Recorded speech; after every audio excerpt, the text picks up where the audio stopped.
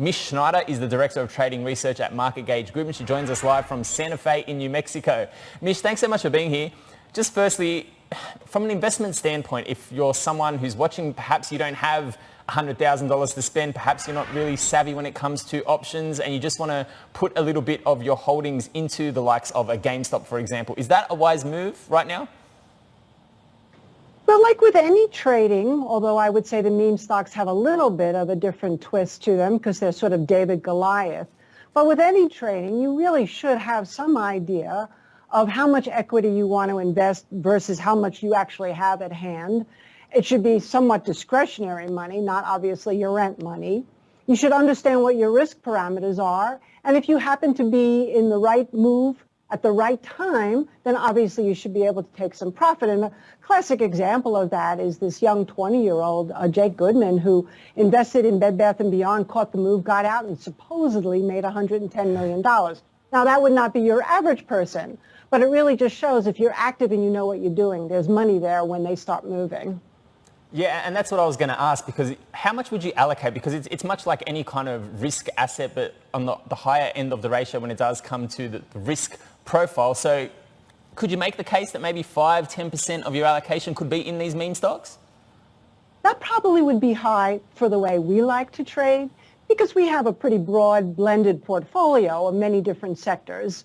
And also in terms of those sectors, we might have some indices and then we have individual stocks. So I would say more like 1 to 2%, unless, of course, you're in a situation like we had in 2021, where there was so much publicity around the meme stocks with fear of missing out and the Reddit people and the list that would go out and you start to see them move. If you're looking at it as a day trade, then yeah, sure, I would allocate more. But I wouldn't sit for very long with a high percentage of my portfolio invested. Right. Mish, we've had GameStop, Bed Bath & Beyond, AMC being really the targeted names when it comes to meme stocks.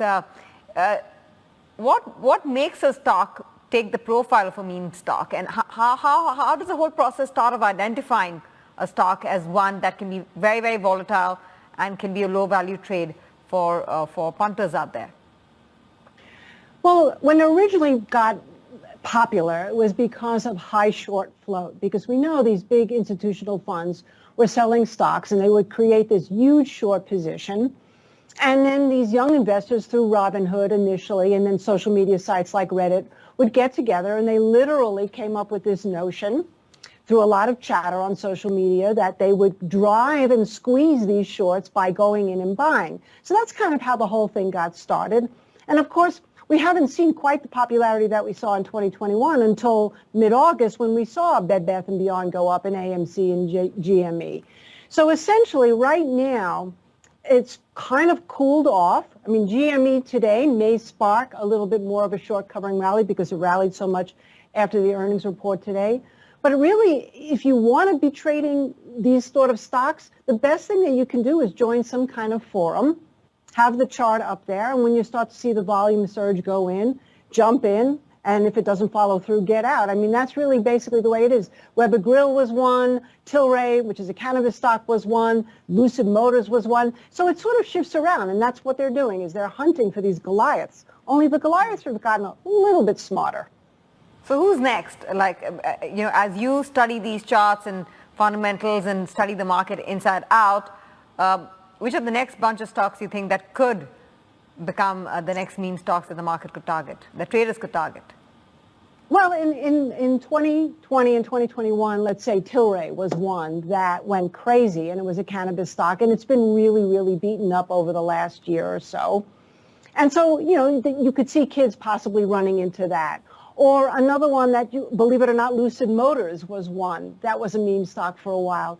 So really, basically, it's hard to predict, but it's going to be something that's not necessarily have anything to do with fundamentals. Like I said, it's going to be something that the group and the chatter and the fear of missing out starts to really kind of build on itself, and then they think they can drive the price up 20, 30, 50, 100% because of all the short interest in there that's going to be forced to cover. I just still find it interesting. So you were basically, what you were suggesting to anyone watching that doesn't understand how all this works, to join a Discord group, see where the action is, and then jump on the back of those trades as they go up and down. But one of your picks that you've got, because I was looking through your notes, is one that actually was a little bit gamified back in 2021 as well, and that is silver. It came off considerably because there was that period for a couple of weeks that it went on an absolute tear. Do you think that there's going to be some upside there for silver moving forward? I'm so glad you asked me about that because I was long during that time, but not because I thought it was a meme stock. So that was just one of those happy accidents. But yeah, actually, we're looking at silver now not as a meme stock. We've been looking at silver because in this inflationary move where we've seen so many higher prices, and even in terms of the equities market, and if you're just looking at something like the Dow Jones, the price of silver versus the price of the Dow Jones Industrial Average is so undervalued. If you just go back to 1980, the Dow is up 30 times what it was trading in 1980. And silver is really barely just doubled. So if you just look at it that, not only could it be a good investment because it's an inflationary protection, it actually has industrial usage, but yeah, you could get lucky like we did in 2020 and wake up and all of a sudden it's a meme stock as well. Okay, that's interesting. Mish, also Tesla sometimes gets wrapped up, given the high volatility that we see in the stock. And now after the stock split, speculation has become cheaper. I mean, buying options on Tesla have become cheaper. And so how would you profile this name? And what would you tell investors who might be looking at it as a fundamentally strong story, but then they also get caught between the ups and downs of the high beta nature that this stock kind of encapsulates? Well, actually, Tesla has been a very highly technical stock in that if you follow a chart and you know what moving averages look like and you can see when it is getting, let's say, consolidation as support level, particularly near a major moving average, or clears a major moving average with a low that's not too far, that's kind of how we like to look at Tesla. We always keep it on our radar, and we haven't been in it in quite some time. But essentially, as an EV play, it's always going to be one that's worth looking at. But there's been some bad press, not just with Elon Musk, obviously with Twitter, but also just in general with California now having some issues with their Tesla and some of the supply chain issues they've had with chips, et cetera. Some reports that they've just sort of died on the highways in California running out of battery. So I would say, yeah, you could keep an eye on Tesla. But here's a great example of a chart. It's trading right now under the 50-day moving average. So if we're going to see a little bit of a rally follow-through like we started to see today in the U.S., that would be one if it got through the 50, probably heavily shorted. Michael Burry's been certainly no stranger to the idea that he thinks Tesla's been overrated. You might be able to catch a big bounce. But like I said in the beginning, know your risk and make sure you take some profits on the way up if you happen to get lucky enough to catch a big bounce like that.